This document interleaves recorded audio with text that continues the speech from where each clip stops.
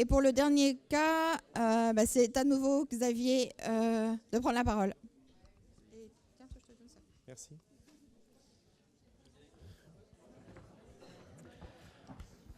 Bon, nouveau cas, nouvel éleveur. Donc, je vous présente Benoît Grosfisque, pour ceux qui ne le connaissent pas, qui est éleveur dans la Manche, si je ne éleveur dans la Manche de galopeurs. Voilà, donc des juments aux pieds parés. Bête à chagrin. Alors, bon, ça c'est un peu théorique.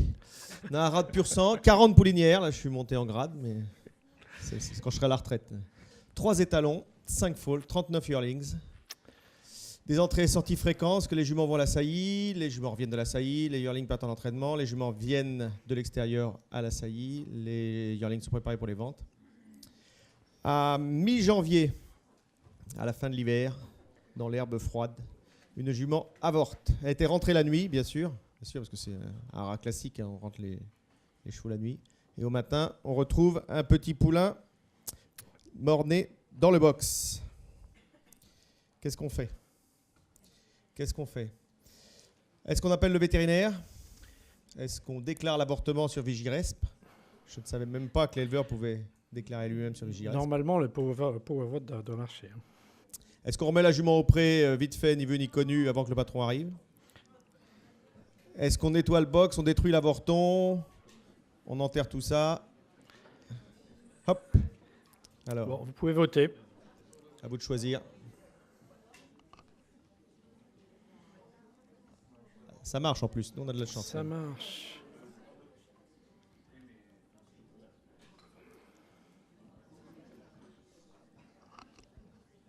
Les vétérinaires, ça reste une valeur sûre.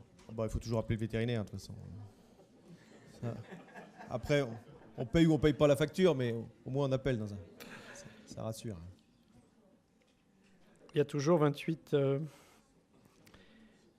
Est-ce qu'il y en a qui sont partis à la pause avec leurs zapettes ?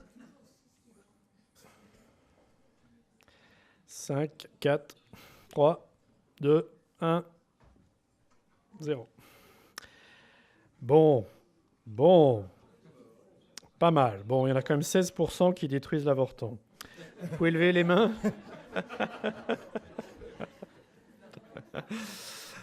Bon, remettre la jument au pré, évidemment, c'est exclu, puisqu'on ne sait pas du tout de quoi elle est avortée. Donc, il faut la maintenir, la jument isolée, bien sûr. L'avorton et le placenta sont les éléments de base du diagnostic. Donc, évidemment qu'il faut les garder. D'une part, pour que le vétérinaire puisse les examiner à son arrivée, parce que ça, c'est très important, au-delà des prélèvements qui vont être faits après pour le RESP. Parce que déjà, on va peut-être pouvoir déterminer des choses rien que sur l'examen macroscopique. Faire une déclaration Vigiresp, alors là, ça s'adresse non pas aux vétérinaires, mais plus aux éleveurs. Je ne sais pas si vous connaissez ce dispositif qui permet de façon anonyme et de façon extrêmement rapide et simple de dire, voilà, j'ai un avortement ou j'ai une affection respiratoire virale ou j'ai la gourme. Voilà. Donc c'est un mode d'épidémiosurveillance qui est parallèle au RESP lui-même tel que le connaissent le vétérinaire. Donc on a appelé le vétérinaire, Bien. Premièrement, de la Côte-Fleurie. Merci. Un vrai poète, la clinique de la Côte-Fleurie. Alors, qu'est-ce qu'on lui a appris ? Il nous a interrogé, il a relevé les commémoratifs. On lui a dit que la jument vivait au pré avec 5 autres poulinières pleines, dans un lot de 5 poulinières pleines. Elle était gestante de 9 mois et demi. C'est une jument de grande valeur, bien sûr, pleine d'un étalon de grand prix de saillie. C'est pas Ready Cash, non, c'était Motivator. Elle n'a montré aucun signe particulier les jours précédents, donc c'est vraiment une surprise. Elles étaient rentrées tous les soirs, on l'a vu, elles sont vachement surveillées, elles sont nourries matin et soir, donc c'est la surprise. Ils sont bien vaccinés contre la grippe et la rhinopneumonie, et les vaccins sont à jour, bien sûr, dans la mesure du possible. Donc à mon arrivée, j'examine la jument, elle n'a aucun signe clinique, effectivement. Je regarde le poulain, enfin le fœtus, qui a des muqueuses ictériques, mais je ne remarque rien d'anormal, ni sur le cordon. Le placenta est normal macroscopiquement. Et la jument est bien délivrée, parce que ça fait quand même partie des choses qui est très importante de vérifier après un avortement. Alors, quelles sont les hypothèses diagnostiques possibles ? une placentite, une infection à l'artérite, une infection par HVE1, par HVE4, une leptospirose, une torsion de cordon ou un déficit hormonal. Là, il y a des questions éliminatoires à partir d'un certain stade. C'est Jean-François qui nous a payé pour qu'on mette déficit hormonal dans toutes les réponses.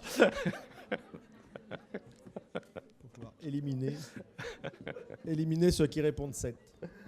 On y va, on y va. Allez.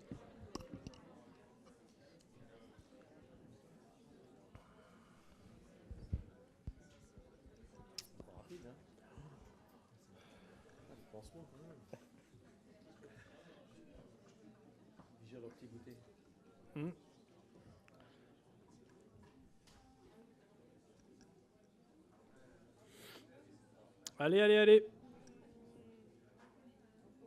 Du nerf.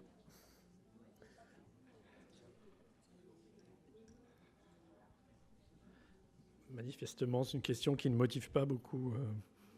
Non, c'est pas facile. Hein. C'est pas facile. Ouais, oui, c'est si difficile que ça. Bon. Ah voilà, elle est venue toute seule. Voilà, donc effectivement, c'est assez dispersé. La torsion de cordon, bon, j'ai pu passer à côté, hein, mais... Tu l'aurais vu sur le placenta, sur ce qu'on a gardé? Écoute, oui, finalement, j'y arrive. Mais je ne suis pas toujours formel, hein, parce que parfois, c'est vrai que bon, je laisse Dosulé décider. Hein, souvent, mais bon, c'est la facilité. J'ai l'habitude. Donc, bon, parfois, c'est vraiment évident quand on a une énorme dilatation. Vraiment, mais voilà. Bon, le déficit hormonal, on est d'accord. La torsion du cordon, on est d'accord. Bon, la placentite, bien sûr, hein, c'est possible. Sur une jument qui n'a aucun signe avant-coureur, c'est tout à fait possible. L'artérite virale, c'est possible. La rhinopneumonie, c'est possible. Et la leptospirose, c'est possible. Donc, vous aviez bien cerné, hein, sans information complémentaire. Aucune cause ne peut être écartée d'emblée. Donc, qu'est-ce que je vais proposer? Alors, l'éleveur nous propose de mettre en place un traitement. On est vachement pour, parce que c'est quand même vachement urgent. De réaliser des examens complémentaires sur la jument. De vacciner à nouveau contre les herpès, hein, contre la rhino. Réaliser des examens complémentaires sur l'avorton. De déclarer l'avortement au RESP. De réaliser des examens complémentaires sur les annexes embryonnaires. Ou d'autopsier l'avorton, les annexes et les enveloppes. Bon, qu'est-ce qui va décider? Qu'est-ce que vous avez comme idée? Là, je pense qu'à ce stade... on commence à être on est au top. Vu que c'est le 3e élevage qu'on suit qui a des problèmes, on commence à avoir des idées saines. Bon. On n'a pas mis une prise de sang pour la progestérone. On aurait pu. C'était parce qu'il n'y a plus de place.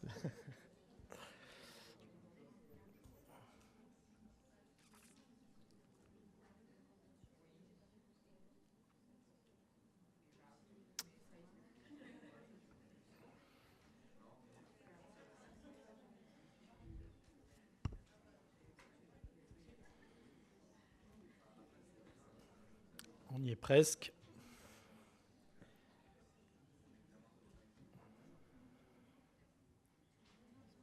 Allez, c'est bon. Trop tard. Alors, donc là aussi, c'est assez personne à vacciner, c'est bien. C'est assez donc vacciné, non. D'autant que c'est un élevage parfaitement très suivi quand même. Parfaitement suivi. On avait gardé des vaccins périmés.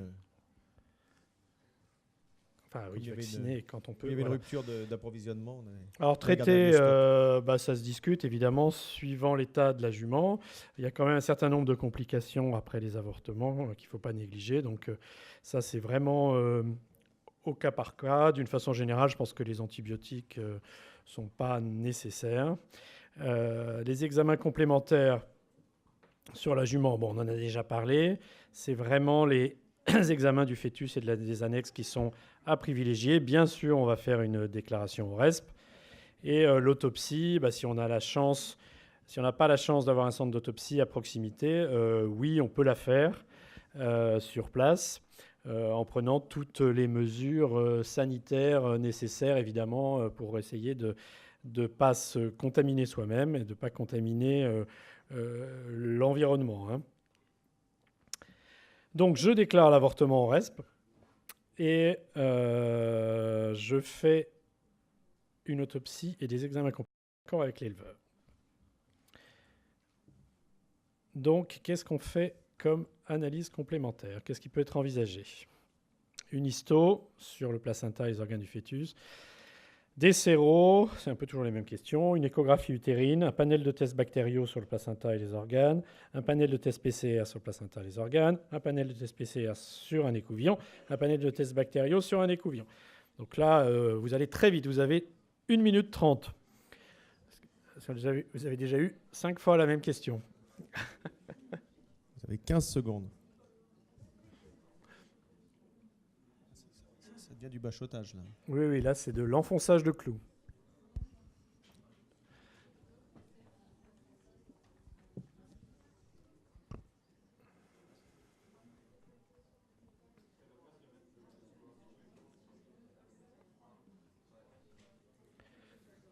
Écoute, le clou n'a pas l'air si enfoncé que ça. On voit pas les réponses au fur et à mesure. En fait, l'erreur, c'est d'être à plusieurs pour voter, parce que ça te... Ah oui, oui. Forcément, ça te complique la vie.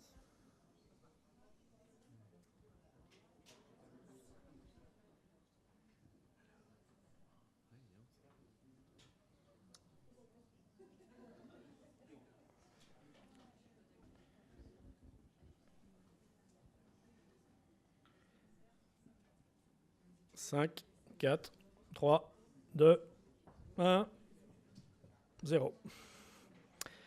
Alors, de l'histo, tiens. Gros fan de l'histo. Bon, le panel de PCR, ok. L'échographie, why not. De la séro, il y a encore de la séro. Hein. Et encore des écouvillons utérins. Bon. Soit.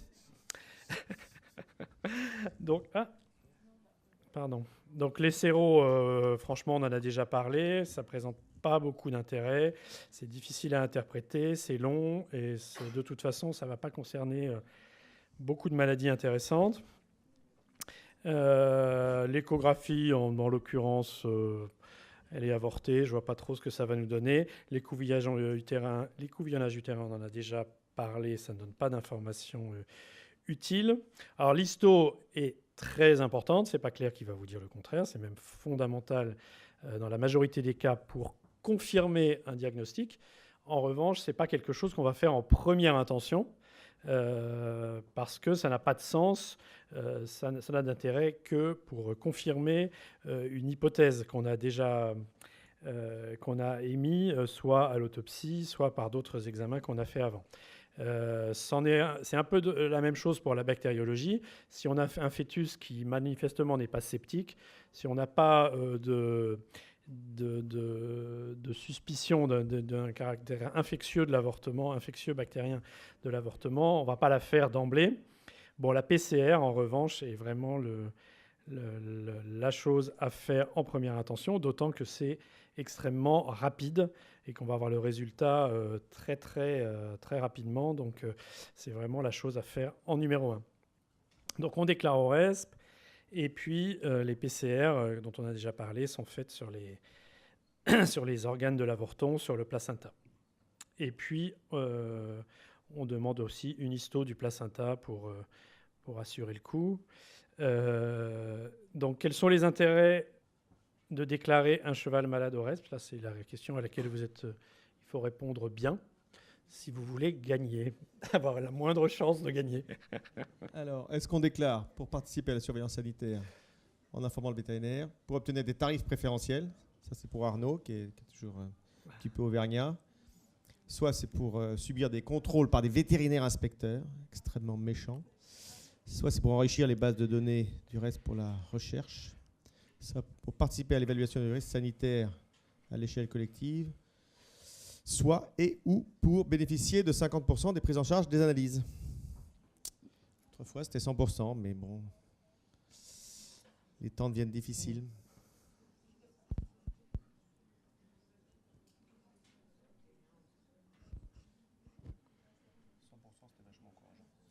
Oui, c'était bien.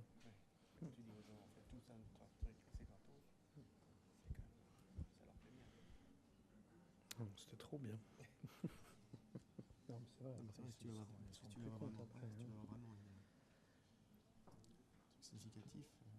Bon. Allez. Vas-y.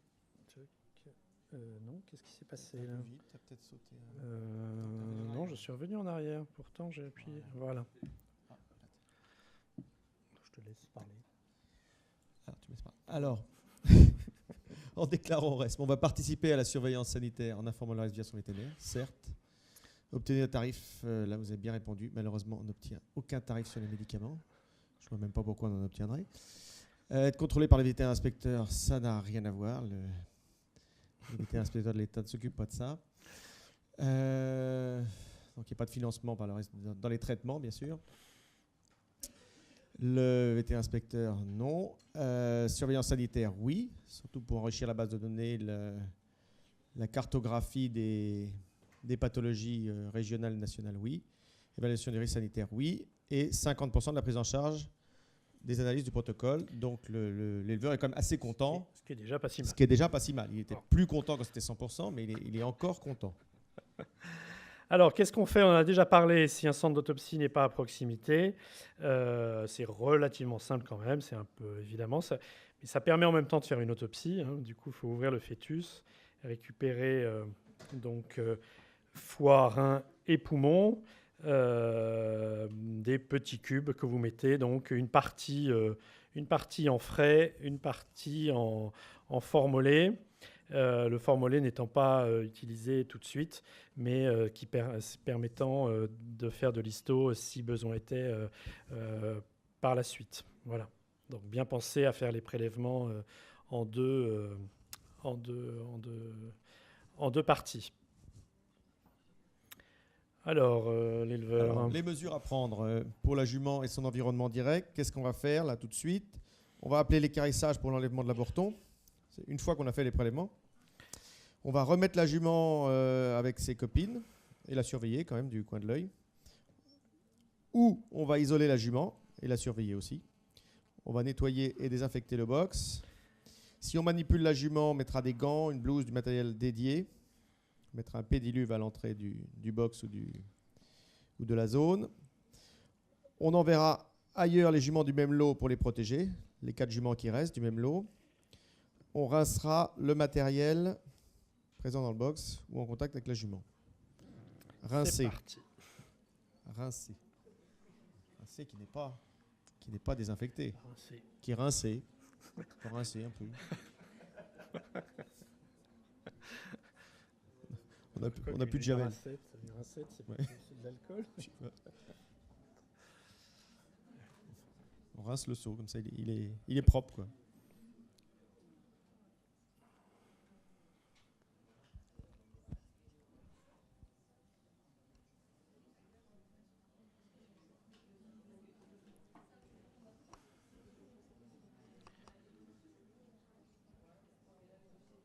Il n'y a plus que 18 questions. Hein. Ouais. Vous n'avez pas vu les mouvements de chevaux à la fin, Oui. Il faut être bien réveillé à la fin. Oui, on a gardé les plus durs pour la fin. Oui, non, mais ça... Le lot 3, tu le mets à la place du 4. Le 4, tu l'emmènes chez le voisin. C'est incompréhensible. 5, 4, 3, 2, 1, c'est parti. Bon, ça a l'air pas mal. Hein, ça a l'air pas mal. Il n'y a personne qui a rincé le seau. Hein. C'est bien. Il faut quand même nettoyer, hein, mais bon. Ah oui. Je te laisse parler, du coup, vas-y. Alors, on va pas remettre la jument dans son groupe. Hein. Ça, c'est sûr, parce que le vétérinaire nous a dit que ça pouvait être très grave, qu'il pouvait y avoir une suite contagieuse. Donc les 4 autres juments du groupe sont pleines. On ne va pas s'amuser à aller le remettre si la jument est contagieuse. On ne va pas sortir les autres juments si elles étaient rentrées de même pour pas qu'elles contaminent le reste de l'élevage. On a vu qu'il y avait quand même 40 juments autour. Laver le matériel, donc le rincer. Non, c'est pas suffisant. Il faut le nettoyer et le désinfecter. Désinfecter comme il faut, en sachant que les produits désinfectants ne sont pas actifs sur la matière organique. Donc il faut d'abord nettoyer, puis désinfecter. Alors docteur, qu'est-ce que vous avez fait qu'est-ce qu'on fait de l'avorton?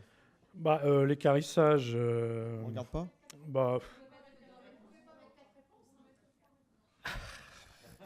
Faut vous adresser. Fallait mettre. Fallait privilégier. Bon, l'élimination par l'équarrissage est obligatoire.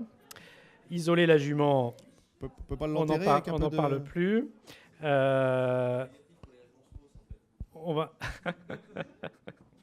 On va nettoyer et désinfecter le box. Le nettoyage consistant vraiment à le vider et le nettoyer, comme elle nous a bien dit.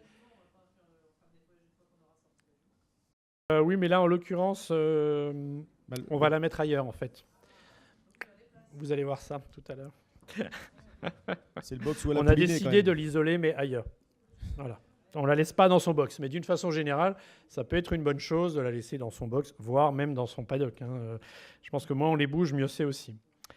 Et puis, évidemment, du matériel dédié, un pédiluve, c'est bien. Alors... Qu'est-ce qu'on va prendre comme précaution? Pour le fonctionnement même du haras, vas-y. Est-ce qu'on va suspendre les sorties des juments pour aller à la saillie? La saison de monte va en prendre un coup. Est-ce qu'on va suspendre les entrées des juments qui viennent à la saillie, nos magnifiques étalons? Économiquement, ça va être sympa. Est-ce qu'on va suspendre la mise à l'entraînement des yearlings? Est-ce qu'on va suspendre les départs pour les ventes? Est-ce qu'on va séparer strictement les lots de chevaux dans le haras? Est-ce qu'on va surveiller de façon rigoureuse et quotidienne l'ensemble des poulinières et des autres chevaux? Est-ce qu'on va surtout ne rien dire pour ne pas inquiéter personne et la faire discrète? Ou est-ce qu'on va réaliser des prélèvements sur d'autres chevaux? Si oui, lesquels? Pourquoi? Comment? Docteur, il faut faire des prélèvements sur d'autres chevaux? On va peut-être attendre d'avoir les résultats. Non? Ah. Mais vous êtes patient, mais nous, on est quand même très inquiets.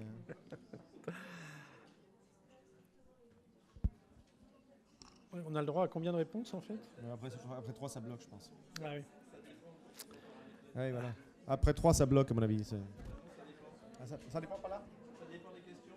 Là, on peut tout mettre. Non, la seule bonne, c'est la 6. Oui, voilà. La 6, ça, c'est dans le pays de Caux, ça. Méfitez toujours, méfitez encore. Dans le pays d'Auge, c'est assez pratiqué aussi. Attends, c'est tes 4 étalons qui tournent, qui sont à 100 juments. Ça, c'est intéressant. Ça bloque sur 17. Alors, ça bloque là sur 17. On y va, on y va.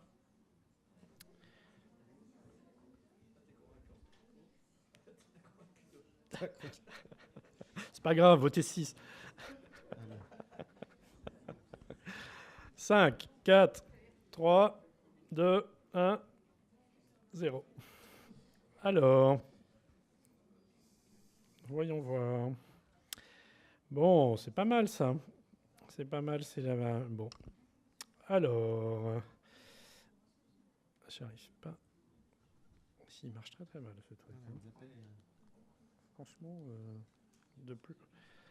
les piles doivent être un peu en bout de course. Alors, ne rien dire, évidemment. Bon, non. On ne sait pas ce qu'a la première jument, donc faire des prélèvements, ce n'est pas une bonne idée. Après, effectivement, il faut fermer le haras tant qu'on ne sait pas. Bon, les résultats des PCR sont généralement très rapides, mais dans le doute, il faut toujours envisager le pire. Et tant qu'on n'a pas la preuve que ce n'est pas contagieux, il faut faire comme si c'était contagieux. Donc effectivement, l'idéal est de prendre les mesures maximales d'emblée. Et puis toujours avoir un œil sur les chevaux sains pour détecter au plus tôt des nouveaux cas. Oui, mais il y a la théorie et la pratique. C'est comme la...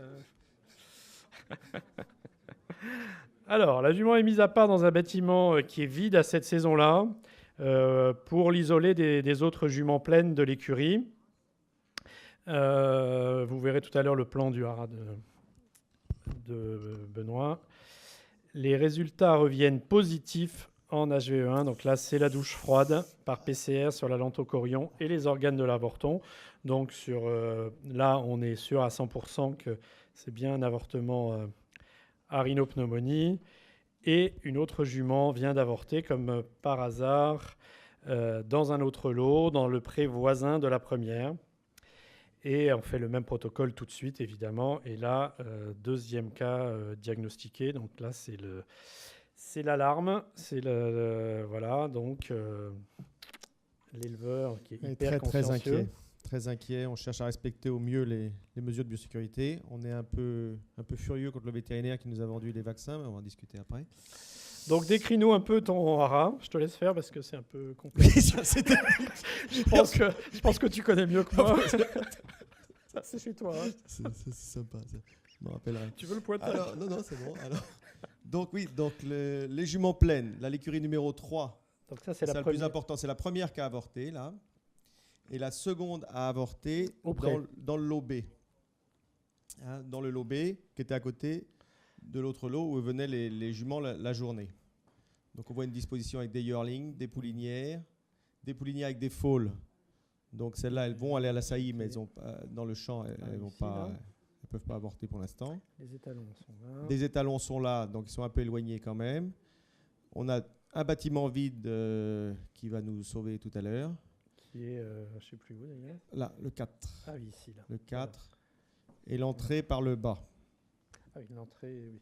L'entrée par le bas. Donc on voit des circuits peuvent se dessiner pour les étalons, des choses comme ça. Alors, quels animaux on va isoler en premier?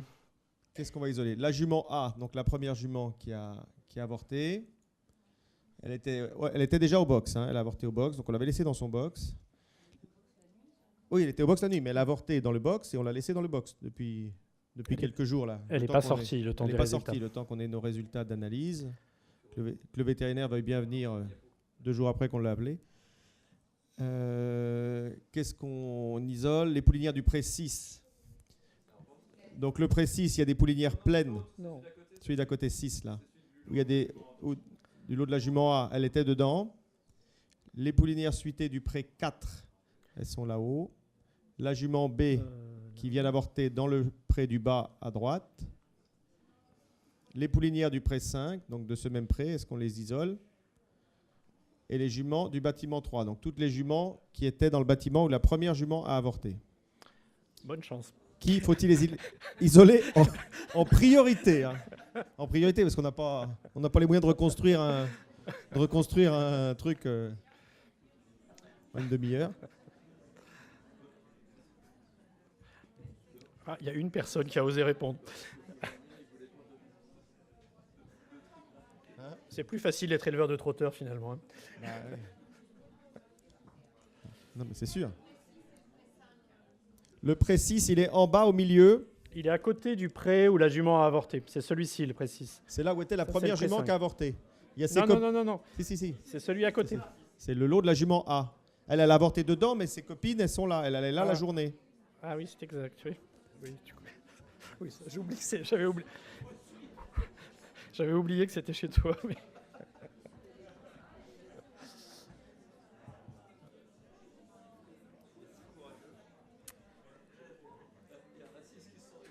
Bon, on remarquera aussi qu'on n'a pas de 50 000 possibilités, hein, parce qu'on a un bâtiment vide en 4 et on a un pré vide en 3, qui est à côté des yearlings. Hein. On n'a pas non plus, pour faire des mouvements, des milliers de possibilités. Là, ça pose question. Hein. Ouais. On peut mélanger les deux lots de poulinières. Cela dit, en pratique, ce sont des vraies prises de tête. Hein. C'est-à-dire, c'est dans l'urgence et il faut prendre les bonnes décisions. C'est pas chez toi, mais c'est un vrai cas. Hein. C'est un vrai haras. C'est pas totalement imaginaire.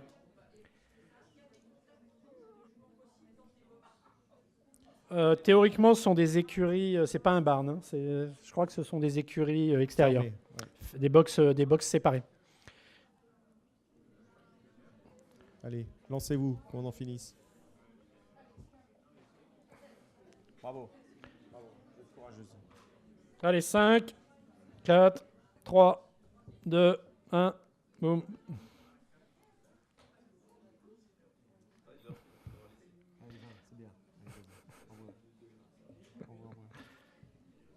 Ouais, je fais ce que je peux. Alors, on isole tout le monde. Ça, c'est Bon. c'est plus sûr. Alors, on vous avait dit qu'il fallait fermer le haras, mais c'est à l'intérieur du haras.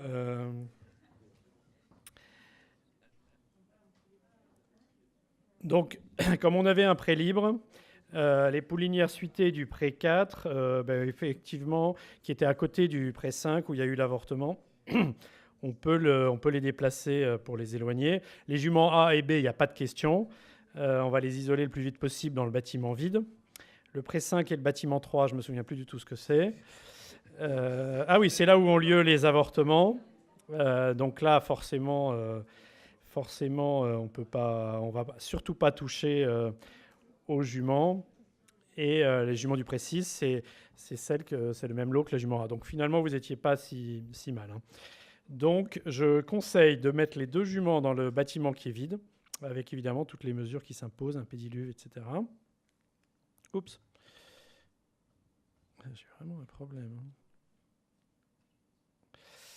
Il y a une seule personne qui s'occupera de ces 2 juments-là, et puis on met un peu de signalétique pour que personne accède, et puis on désinfecte le box de la... et puis on le laisse vide. Donc on en met de la jument A là, et la jument B, là on met toutes les 2 là, un peu en quarantaine. Un peu en quarantaine, et puis on déplace juste ces juments du pré 4, juste pour les éliminer de la proximité avec le pré 5. Avec le pré 5, voilà.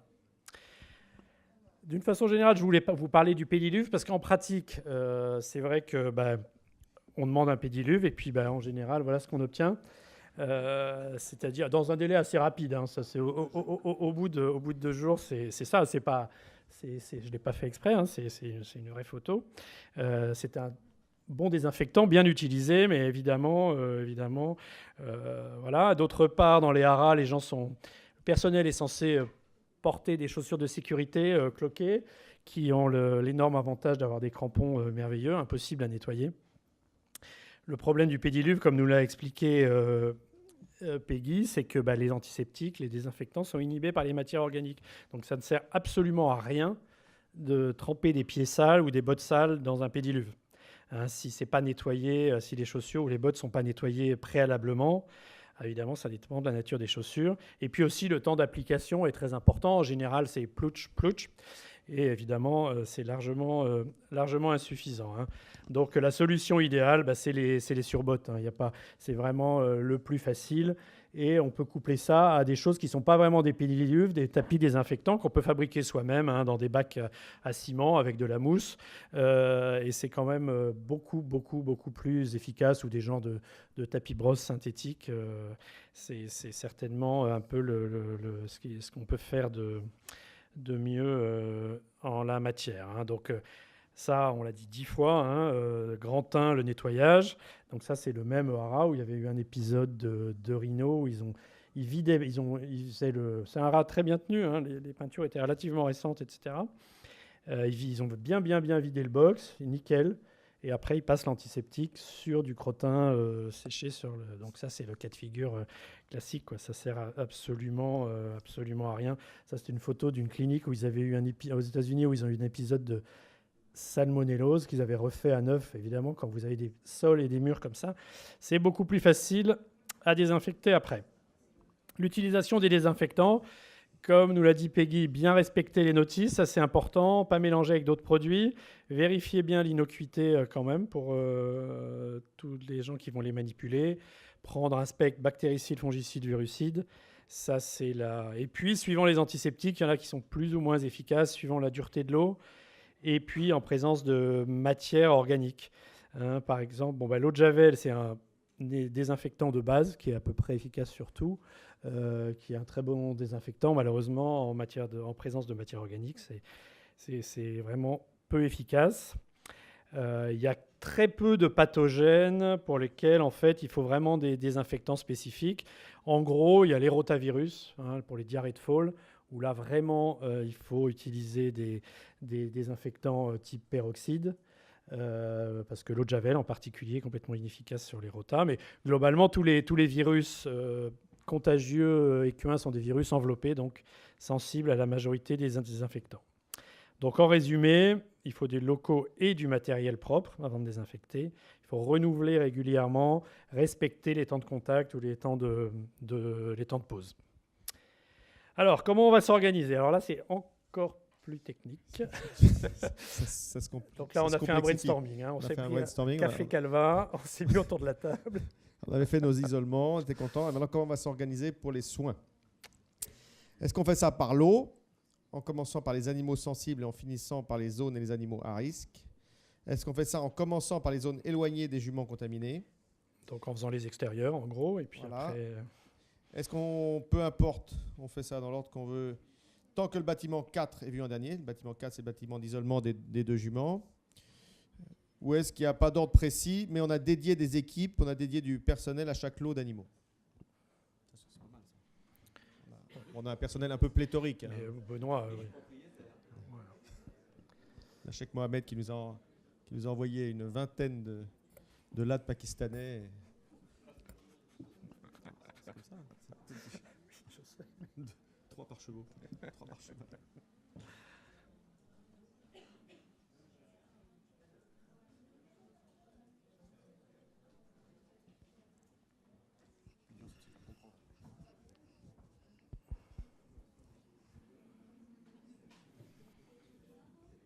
Bon, le principe de base, c'est que de toute façon, on ne touche pas au lot. Sinon, c'est mort, quoi. C'est encore plus compliqué.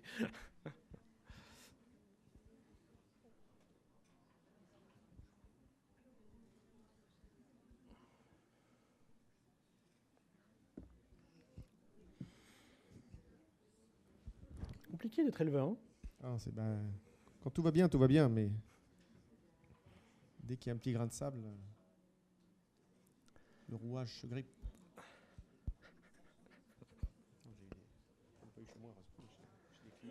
Non, mais c'est l'enfer. Alors, 5, 4, 3, 2, 1. C'est parti. Donc, à peu près... Oui, vous privilégiez la gestion par lot.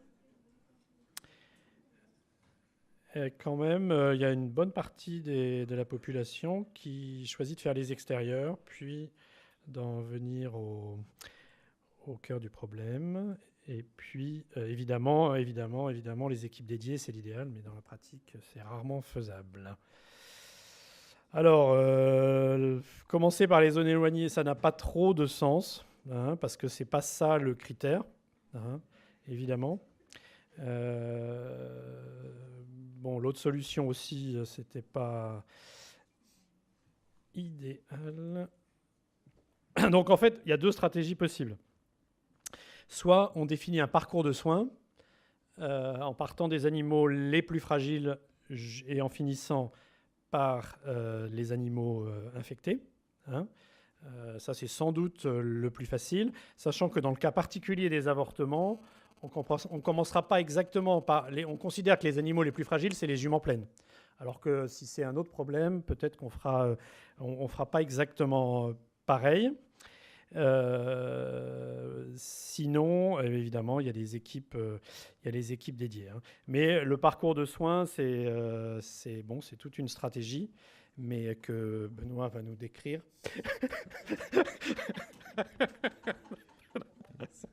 C'est sympa. Donc, en premier, on va s'occuper des poulinières pleines. Des poulinières pleines qui sont les poulinières à risque dans la pathologie présente, dans le virus, dans la rhino. Donc, c'est elle le danger, c'est elle le danger potentiel. Donc, on va les nourrir en premier ou s'en occuper en premier. Donc, les poulinières pleines du champ 2. Les poulinières et leurs... Non, mais ils sont éloignés par hasard. Mais...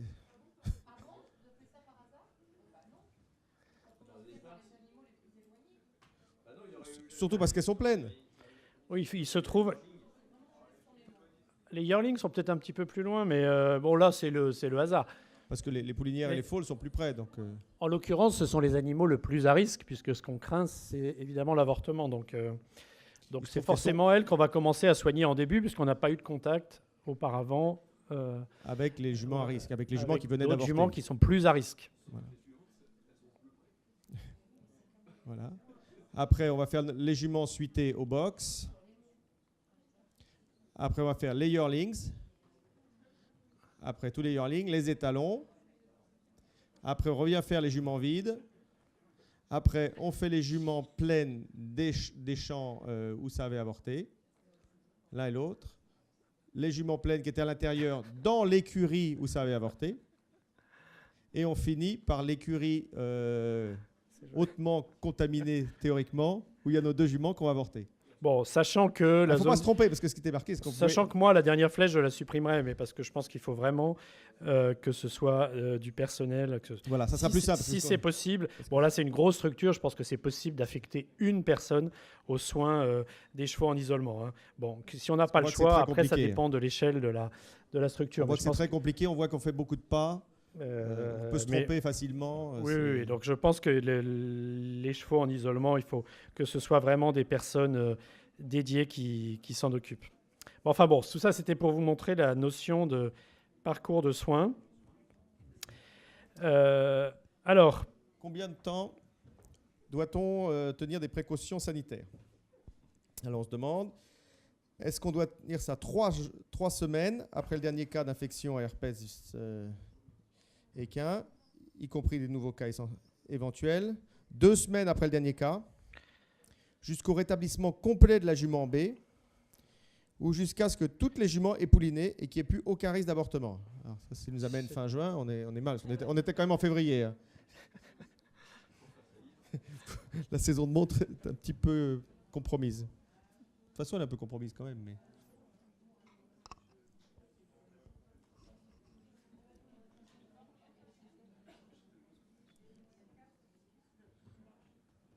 Alors ça, si on a écouté ce matin, on a la réponse. C'est bien. C'est quand même... Ouais, quand même. On passe de la théorie à la pratique. Absolument.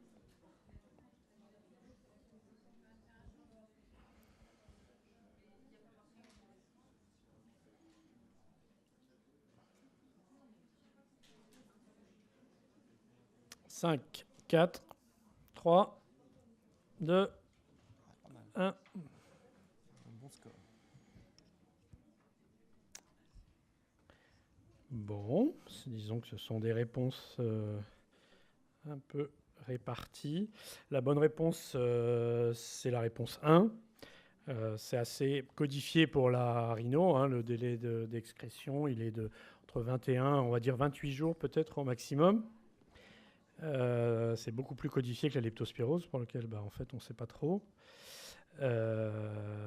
Donc c'est 21 à 28 jours après le dernier cas.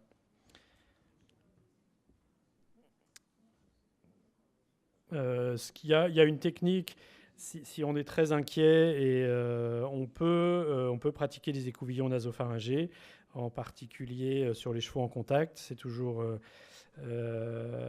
intéressant si on veut savoir si le virus s'est étendu, en particulier si jamais on a des formes d'autres natures de rhino qui sont dans le hara. Peut-être prendre la température aussi les prises de température, des oui. juments du groupe. Oui, la prise de température, bon, ça peut aussi être un facteur de dissémination quand on passe d'une jument à l'autre, si jamais.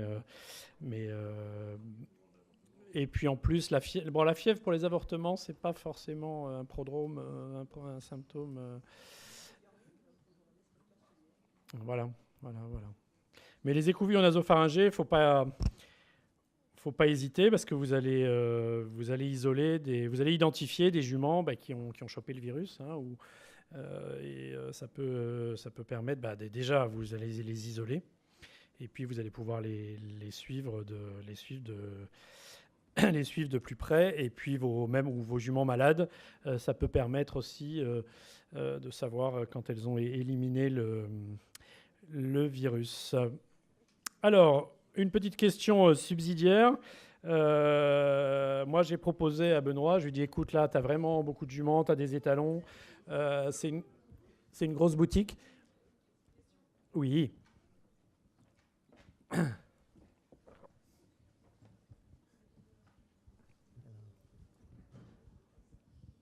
J'avais juste une question par rapport au nom quant à la fin de la période de poulinage. Il y a les juments qui ont été en contact avec des juments qui potentiellement ont quand même chopé le virus. Même si elles mettent bas, enfin mettent bas. De toute façon, le poulain, il peut aussi survivre pendant 5-6 jours et puis mourir derrière. Ces juments-là, elles sont quand même potentiellement contagieuses après la mise bas. Donc pourquoi on ne maintient pas les précautions pour ces juments-là ? Ça va dépendre de chaque cas et du niveau de contact, mais je pense que les écouvillons nasopharyngés, c'est une bonne chose de les identifier, ces juments-là, et de les suivre aussi. Parce que ça va coûter moins cher de mettre des précautions sanitaires que de faire les écouvillons. Ouais, il y a celle, évidemment que il reste ces juments qui ont été dans le même champ que celle où elle a avorté. Mais, excusez-moi, quand on dit 21 jours après le dernier cas, ça inclut des cas suspects où il y a mise bas d'un poulain faible, vivant mais faible.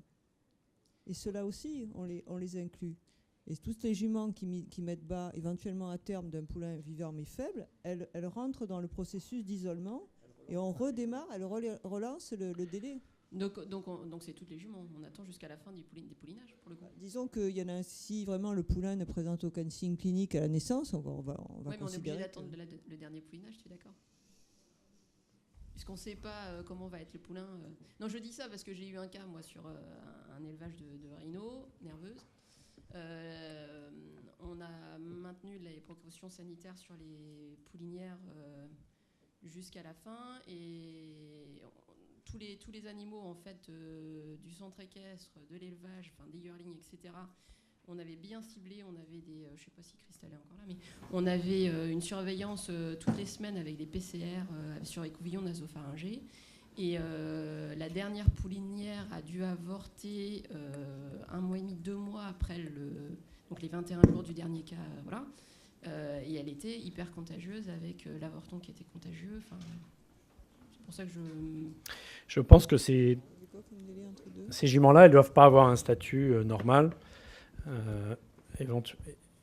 Mais s'il n'y a pas d'avortement et pas de cas au-delà de 21 jours, on peut lever et rien n'empêche de remettre après.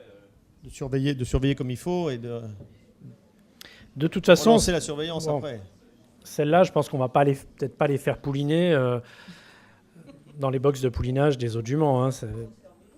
Il faut conserver les lots et trouver un moyen pour qu'elles poulinent ailleurs, quoi. Les mettre en pension. Chez le voisin.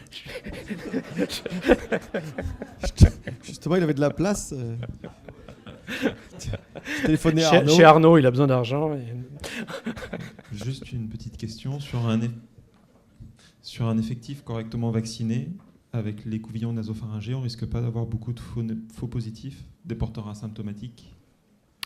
À ma connaissance, ça n'existe pas. PCR, je sais pas. Alors, c'est de la PCR, donc on trouve c'est de l'ADN viral. L'élevage dont je vous parle, il y avait quand même 98 chevaux. Ils étaient tous vaccinés tous les 6 mois, donc ce qui n'est pas rien, parce que c'est quand même rare de les vacciner tous les 6 mois. On a plutôt tendance à le faire tous les ans. C'était une souche neuropathogène. Ouais.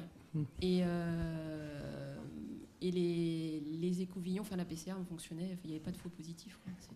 Et c'était surprenant d'avoir des chevaux qui paraissaient vraiment sains et sans température apparente, parce qu'on avait les prises de température matin et soir. On a été en isolement pendant 3 mois presque. Et on avait des PCR qui étaient positifs. Ces juments-là, de toute façon, on se mettait après... Enfin, ces juments. Pour le coup, là, c'était une jument, mais on avait vraiment été surprise parce qu'elle paraissait en grande forme. Elle a commencé à faire de la température 24 heures après quand on a eu les résultats de PCR. Et en PCR, c'était une bombe à retardement, quoi. Donc c'est vraiment, effectivement, un prélèvement et un diagnostic hyper important à ce sujet-là.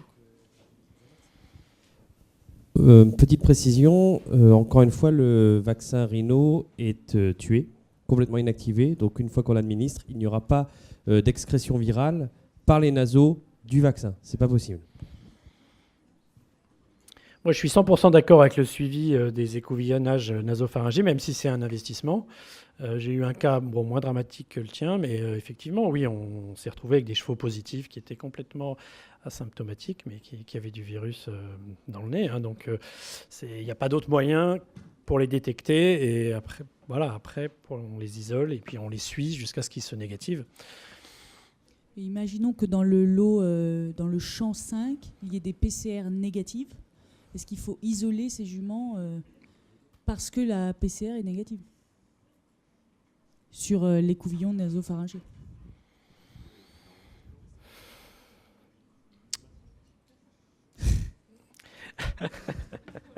Tu veux les isoler parce qu'elles sont négatives? Si on fait des écouvillons, c'est qu'il y a un intérêt à les faire. Donc quel est l'intérêt? Je pense que c'est une évaluation du risque, mais ce n'est pas une sécurité. Par rapport au risque avortement, qu'est-ce qu'on fait de ce l'écouvillon nasopharyngé, moi je parle peut-être plus globalement sur un épisode de rhino, quel qu'il soit. Je pense que par rapport au risque avortement, l'écouvillon nasopharyngé n'est peut-être pas une sécurité à 100%. C'est-à-dire où il faudrait le répéter. Tu vois, tu as une jument négative, il faudrait le répéter très souvent pour être sûr. Certainement, sur les formes nerveuses ou respiratoires, c'est plus facile.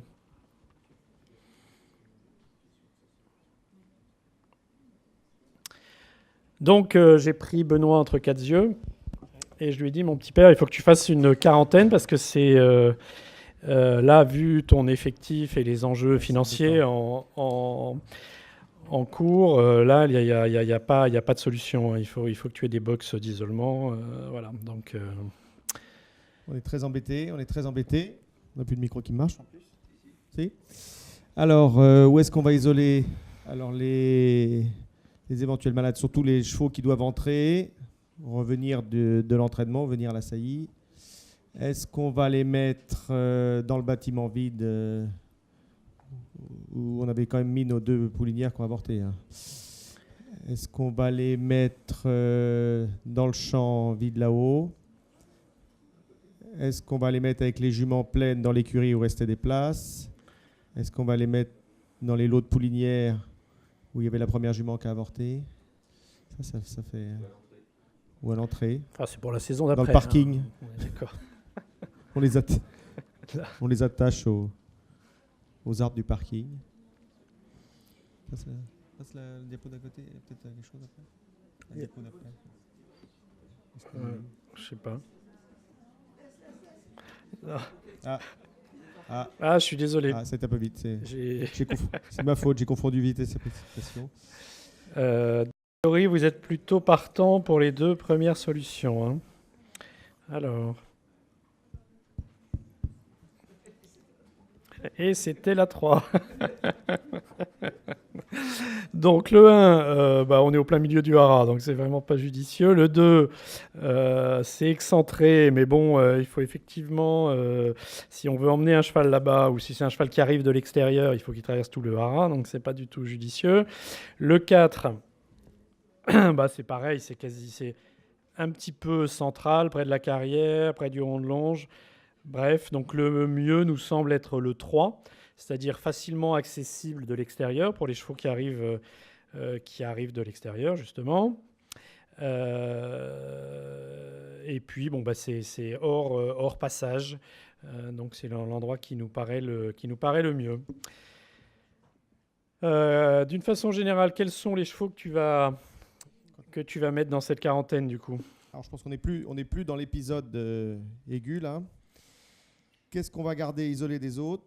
Toutes les juments entrant dans l'exploitation pour la saillie, toutes les juments revenant au haras après un séjour à l'extérieur, c'est qu'ils sont partis à la saillie qui reviennent, par exemple, tous les chevaux nouvellement introduits, ou tous les yearlings issus du haras présentés à l'extérieur, qui reviennent des ventes ou des présentations. Qui va-t-on isoler en priorité?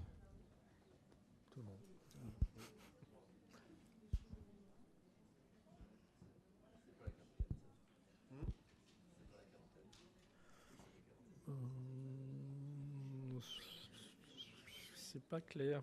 C'est pas évident. Il a fait un barn de 40 places, en fait, de 40 box. Un barn de 100 places à l'entrée. Donc les barns pour une quarantaine, c'est pas mal. C'est déjà un bon concept, le barn. Oui.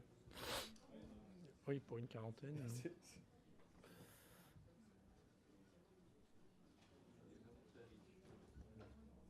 qu'en France qu'on fait des grands barns.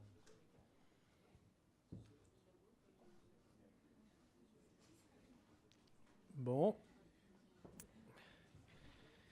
Alors, voyons voir.